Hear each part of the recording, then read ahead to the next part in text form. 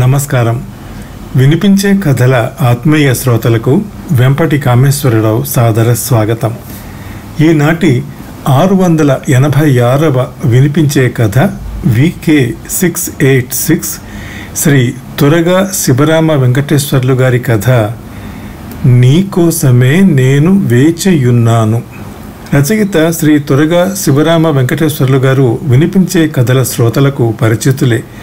గతంలో వారి కథలు అమ్మ రుణం 337వ వినిపించే కథగా, సుమంగళి 366గా, పిలవని పెళ్లి 414గా, పడక్కుర్చి 499గా, అపార్థం 636వ వినిపించే కథగా వినిపించాను కదా.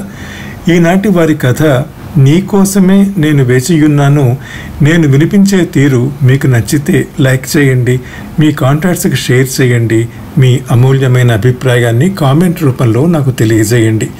నా వినిపించే కథలు ఛానల్కి సబ్స్క్రైబ్ చేసి మీ ఆదరణ, అభిమానం, ప్రోత్సాహం అందిస్తూనే ఉండాలని మనవి చేస్తూ కథ వినిపిస్తాను. ఈ కథకు అర్థవంతమైన ముఖ చిత్రాన్ని అడిగిన వెంటనే చిత్రీకరించి థంబ్నెయిల్గా రూపొందించిన రచయిత మిత్రులు శ్రీ ఉదయ భాస్కర్ సంబరాజు గారికి ధన్యవాదాలు, అభినందనలు, ఆశీస్సులు. ఈ కథ 2008 జూలై నెల నది మాసపత్రికలో ప్రచురించబడింది. ఇక కథలోకి ప్రవేశిస్తాను. గోవింద గోవింద అని కొలువరే, గోవింద అని కొలువరే, హరి అచ్యుత అని ఆడరే, ఓం పురుషోత్తమ అని పొగడరే, శ్రీ వెంకటనాథుని చేరరే జనులు, గోవింద గోవింద అని కొలువరే అంటూ వాణి జయరాం అద్భుతంగా పాడిన భక్తిపాట శ్రీ వేణుగోపాలస్వామి రథం మీదున్న మైకులోంచి శ్రావ్యంగా వినబడుతోంది. భక్తి పారవస్యంతో రథం లాగుతూ వందలాది భక్తులు రథం ముందు నడుస్తున్నారు. 70 ఏళ్ల రాజశేఖరం గారు రథం మీద ఉత్సవ విగ్రహానికి దగ్గరగా పూజారితో పాటు కూర్చుని భజన చేస్తున్నారు. సూచనలు ఇస్తూ మాధవపురం వీధుల్లో రథయాత్ర సాగిస్తున్నారు. శ్రీ వేణుగోపాలస్వామి బ్రహ్మోత్సవాలు వైశాఖ మాసం ప్రారంభంలో మాధవపురంలో రాజశేఖరం గారి నాయకత్వంలో ప్రతి సంవత్సరం జరుగుతాయి. మధ్యాహ్నం 12 గంటలకు రథోత్సవం పూర్తిగా కానీ ప్రసాదం తీసుకుని ఇంటికి చేరారు రాజశేఖరం గారు. సాయంకాలం 4 గంటల వేళ ఊళ్ళో 10 మంది రాజశేఖరం గారి ఇంటి దగ్గరకు చేరారు. బ్రహ్మోత్సవాలు జరిపించిన తీరుకి ఆయన్ని మెచ్చుకుంటూ కబుర్లు చెప్పుకుంటున్నారు. అందులో ఒక ఆయన అన్నారు, రాజశేఖరం గారు గవర్నమెంట్లో పెద్ద ఆఫీసర్గా ఉద్యోగం చేసి రిటైర్ అయి కొడుకులున్న విదేశాల్లోనూ పట్టణాల్లోనూ ఉండకుండా తన స్వగ్రామమైన ఈ మాధవపురంలో ఉంటూ మనందరికీ అండగా ఉండటం చాలా మెచ్చుకోతగదయ్యా అని వెంటనే రాజశేఖరం గారి స్నేహితులు వ్యాఘ్రేశ్వరరావు అందుకున్నారు. ఆయన భార్య కావమ్మ గారు మాత్రం తక్కువ తిందా? మహా ఇల్లాలు, తన ఇంటికి వచ్చిన వాళ్ళకి భోజనం పెట్టకుండా పంపదు కదా. ఇద్దరు పార్వతీ పరమేశ్వరులా ఉంటారు. రాజశేఖరానికి తగ్గ భార్య కావమ్మ గారు. నిజమే మరి, అందరూ బుర్ర ఊపారు. బ్రహ్మోత్సవాలైన 4 రోజులకి ఒక రోజున రాజశేఖరం గారు కళ్ళు తిరిగి పడిపోయారు. పట్టణం నుంచి పెద్ద డాక్టర్ని తెచ్చి చూపించారు. ఆయన వైద్యం చేస్తుండగా వారం రోజుల్లో క్రమేపీ రాజశేఖరం గారి ఆరోగ్యం క్షీణించింది. ఆహారం సరిగ్గా నోట్లోకి వెళ్ళడం లేదు. ద్రవ పదార్థమే పోస్తున్నారు. మాట్లాడలేకపోతున్నారు. సైగలతోనే పలకరింపులు. ముఖంలో ఆనందం, నవ్వు లేవు. 2 రోజులకి డాక్టర్ మళ్ళీ చూసి, ఇంకా ఆయనకి చివరి రోజులు, ఏ క్షణంలోనైనా ప్రాణం పోవచ్చు. ఆయన సంతానం, బంధువులు, ముఖ్యమైన వాళ్ళకి కబురు చేయండి అని చెప్పేశారు. ఫోన్లో కబురు తెలియగానే ముంబైలో ఉంటున్న చిన్న కొడుకు సత్యమూర్తి, కోడలు, కూతురు సరళ, అల్లుడు పిల్లలతో ఆ పల్లెటూరు చేరిపోయారు. లండన్లో ఉంటున్న రాఘవ పెద్ద కొడుకు. అతను మాత్రం ఏవో కారణాల వల్ల రాలేకపోయాడు. కొద్ది రోజుల్లో వస్తానని కబురు చేశాడు. 20 రోజులు గడిచాయి. రాజశేఖరం గారు అలాగే ఆ స్థితిలోనే ఉన్నారు. సత్యమూర్తి, సరళ తల్లి కావమ్మ గారితో, ఎన్నాళ్ళని ఉద్యోగం మానేసి ఉండవమ్మా, ఇంకా నాన్న పరిస్థితి విషమిస్తే కబురు చేయి అని వెళ్ళిపోయారు.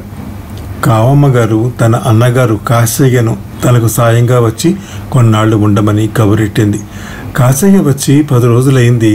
తన బావ రాజశేఖరం గారు మంచం మీద పడుతున్న బాధను రోజూ గమనిస్తున్నాడు. ఒకరోజు కాశయ్య కావమ్మ గారితో అన్నాడు, చెల్లి, నేనొక మాట చెబుతాను విను, ఏమీ అనుకోకు. బావలో జీవుడు పెద్దాడు రాఘవ లండన్ నుంచి వస్తాడని ఎదురు చూస్తున్నాడు.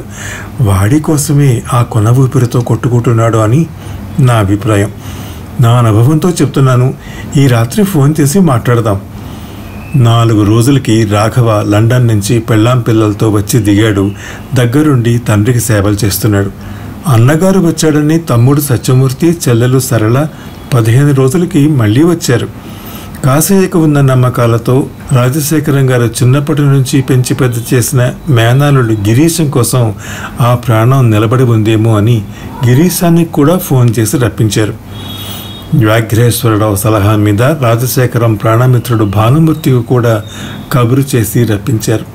కానీ రాజశేఖరం గారు మంచం మీద మృత్యువుతో పోరాడుతూనే ఉన్నారు. కాశయ్య అందరితోనూ అంటూనే ఉన్నాడు, మా బావ ప్రాణం ఎవరినో చూడాలని నిలబడి ఉంది అని. అందరూ అన్నారు, ఊరుకో కాశయ్య, కావాల్సిన వాళ్ళందరూ వచ్చారు కదా, దగ్గరే ఉన్నారు, ఇంకెవరు ఉన్నారు, ఆయనకి దగ్గర వాళ్ళు కావలసిన వాళ్ళను, నీదంతా చాదస్తాం అని. ఆ రోజు ఉత్తరాయణ పుణ్యకాలం ఆఖరి రోజు. తెల్లారితే దక్షిణాయన ప్రవేశం. ఉదయం 9 గంటలకి ఆ ఇంట్లో అందరూ సమావేశమయ్యారు. కావమ్మ గారిని పిలిచి కొడుకులు కూతురుతో సహా చెప్పేశారు, అమ్మా, ఇంకా సెలవు పెట్టి కూర్చుంటే మా ఉద్యోగాలు పోతాయి, మేమింకా ఉండటం కుదరదు, మధ్యాహ్నం 4 గంటల బండికి అందరం వెళ్ళిపోతాం. కావమ్మ గారు బాధపడింది. ఒంటరిగా తనని భర్తని వదిలేసి ఈ పరిస్థితిలో వెళ్ళిపోతారా? తప్పదమ్మా అన్నారందరూ.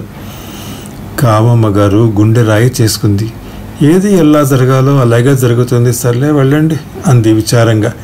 మధ్యాహ్నం భోజనాలు అయ్యాక 2 గంటల టైంలో అందరూ ప్రయాణ హడావిడిలో ఉన్నారు. ఆ సమయంలో రాజశేఖరం గారి ఇంటి ముందు ఒక ఆకుపచ్చ రంగు కారు వచ్చి ఆగింది. ఆ కారులోంచి 65 సంవత్సరాల వయస్సు గల ఒక ముసలి ముత్తైదువు లెదర్ బ్యాగ్తో దిగింది. ఎవరా అని అందరూ ఆతృతగా చూశారు ఆవిడ వైపు.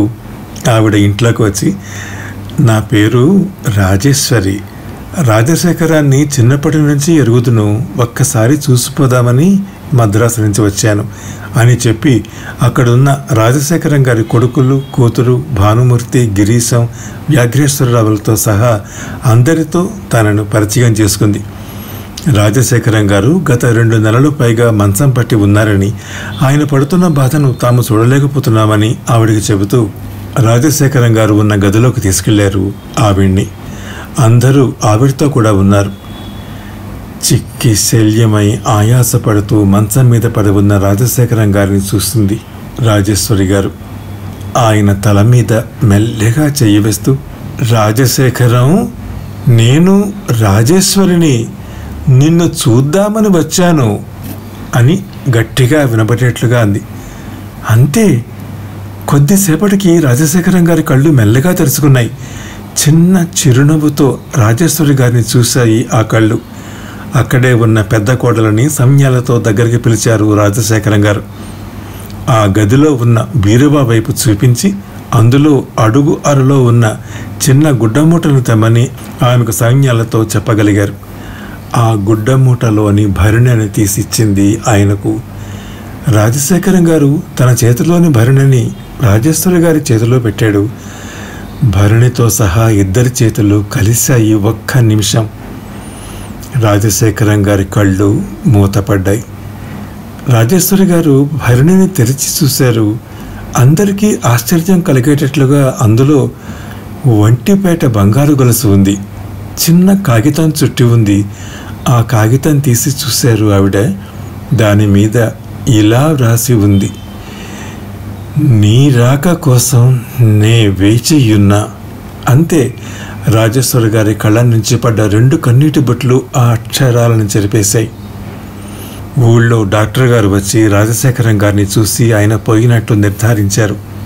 అందరూ గొల్లుమన్నారు. రాజేశ్వరి గారు కావమ్మ గారి దగ్గర కూర్చుని ఓదార్చింది. కబురు తెలిసి ఊళ్ళో చాలామంది వచ్చారు చూడ్డానికి. అందులో ఎవరో అన్నారు, రాజశేఖరం గారు పుణ్యాత్ముడు, ఉత్తరాయణ పుణ్య గడియల్లో ప్రాణం విడిచాడు అని. సాయంత్రానికి అంత్యక్రియలు పూర్తయ్యాయి. మర్నాడు రాజేశ్వరి గారు అందరితో చెప్పి కారులో తిరిగి బయలుదేరింది.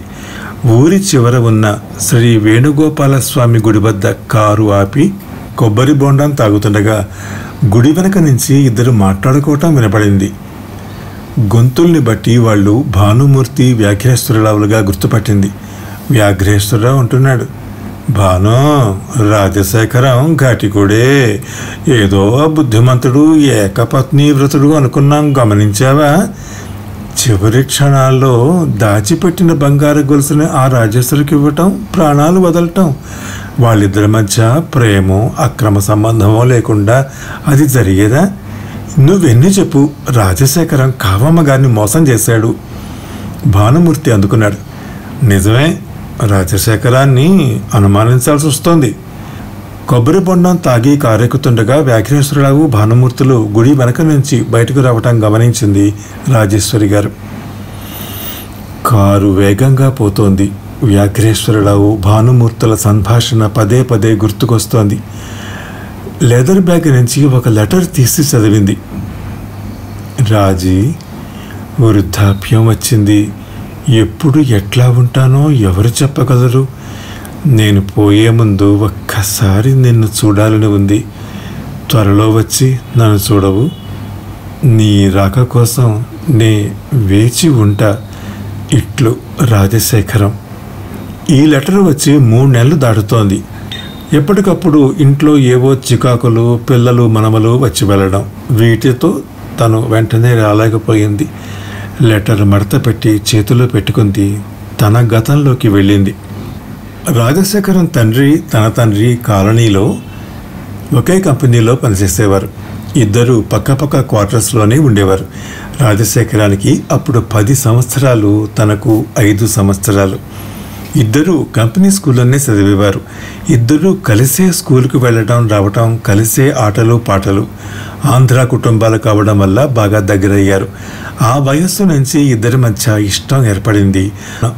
ఒకసారి తమ సెలవులకి ఆంధ్ర వచ్చినప్పుడు రాజశేఖరానికి జ్వరం వచ్చింది. తిరిగి తను వెళ్ళి రాజశేఖరాన్ని చూసే వరకు జ్వరం తగ్గలేదు. అంతగా ఒకరంటే ఒకరికి బంధం ఉండేది. వయస్సుతో పాటు వారి మధ్య ప్రేమ పెరుగుతూ వచ్చింది. కాలేజీలో చదివే వయసు వచ్చింది. సినిమాకి, షికార్లకి వెళ్లే ముందు రాజశేఖరం, నీ రాక కోసం నే వేచియున్నా అంటూ రాజేశ్వరికి కవిత్వ ధోరణిలో చిలిపిగా చీటీలు, కబుర్లు పంపేవాడు. తనతోనే కలిసి అన్నీ చూసేవాడు. రాజశేఖరం పోస్ట్ గ్రాడ్యుయేట్ అయ్యాక ఆంధ్రాలో గవర్నమెంట్ ఉద్యోగం వచ్చింది. తను గ్రాడ్యుయేట్ అయింది. ఇద్దరూ ప్రేమించుకోవటం, పెళ్లి చేసుకోవాలనుకోవటం తమ తల్లిదండ్రులకు చెప్పారు. ఇద్దరి కులం ఒకటైనా శాఖాభేదం వల్ల వాళ్ళు ఒప్పుకోలేదు. ఇద్దరు తల్లిదండ్రుల్ని ఎదిరించలేకపోయారు. తనకు జగన్నాథంతో పెళ్లి నిశ్చయమైంది. రాజశేఖరానికి కామేశ్వరితో పెళ్లి నిశ్చయమైంది. రాజశేఖరం పెళ్లికి తను వెళ్ళినప్పుడు అతనితో, రాజశేఖరం, నా రాక కోసం వేచి ఉండే పని ఇంకా లేదయ్యా నీకు అని అంది. రాజశేఖరం వెంటనే, లేదు రాజీ, తప్పకుండా ఒక సందర్భంలో నీ రాక కోసం నే వేచియుంటా. ఏమీ తెలియని వయస్సులోనే మన మధ్య ఇష్టం ఏర్పడింది. మన మధ్య ఇష్టానికి, ప్రేమకి పెళ్లి కారణం కాదు. పెళ్లి విషయం మధ్యలోనే వచ్చి మధ్యలోనే పోయింది. మన మధ్య ప్రేమ మాత్రం ఉండిపోయింది అని నేను ఇచ్చిన గిఫ్ట్ ప్యాకెట్ తీసుకున్నాడు. తర్వాత 3-4 సందర్భాల్లో రాజశేఖరన్ తనని కలిశాడు. ఎప్పుడు కలిసినా అతని నిష్కల్మష మనస్సు, పవిత్రత, ఇష్టం సడలలేదని తెలిసేది. క్రమేపీ వారి మధ్య రాకపోకలు, సమాచారాలు కనుమరుగయ్యాయి. సంవత్సరం క్రితం మాత్రం అనుకోకుండా తన కంపార్ట్మెంట్లోనే రైలు ప్రయాణం చేస్తున్న రాజశేఖరం తనను గుర్తుపట్టి ఎన్నో కబుర్లు, విషయాలు చెప్పాడు. అప్పుడే ఒకరి అడ్రస్లు ఒకరు తీసుకున్నారు. 3 నెలల క్రితం తన చేతిలో ఉన్న ఉత్తరం రాశాడు రాజశేఖరం. నిన్న ఆయన ఇచ్చిన గొలుసుని ఒకసారి చేతిలోకి తీసుకుని చూసుకుంది. సందేహం లేదు. ఇదిగో తన రాజేశ్వరి పేరులోని మొదటి అక్షరం రా అని వేగించి అతని పెళ్లి రోజున తను ఇచ్చిన గిఫ్టే ఈ గొలుసు. సందేహం లేదు. గతం నుంచి బయటపడి అనుకుంది, రాజశేఖరం, నా మీద నీకున్న ప్రేమ వల్ల కలిగిన మనోబలంతో నేను వచ్చి నిన్ను చూసే వరకు మృత్యువుతో పోరాడి గెలిచావు. నువ్వు మరణించిన నీ ప్రేమ మాత్రం శాశ్వతమేనయ్యా. Hats off to you. నీ రాక కోసం నే వేచియున్నా. ఈ కథను నేను వినిపించిన తీరు మీకు నచ్చితే లైక్ చేయండి, మీ కాంటాక్ట్స్కి షేర్ చేయండి, మీ అమూల్యమైన అభిప్రాయాన్ని కామెంట్ రూపంలో నాకు తెలియజేయండి. నా వినిపించే కథలు ఛానల్కి సబ్స్క్రైబ్ చేసి మీ ఆదరణ, అభిమానం, ప్రోత్సాహం అందిస్తూనే ఉండాలని మనవి చేస్తూ సెలవు తీసుకుంటున్న మీ వెంపటి కామేశ్వరరావు.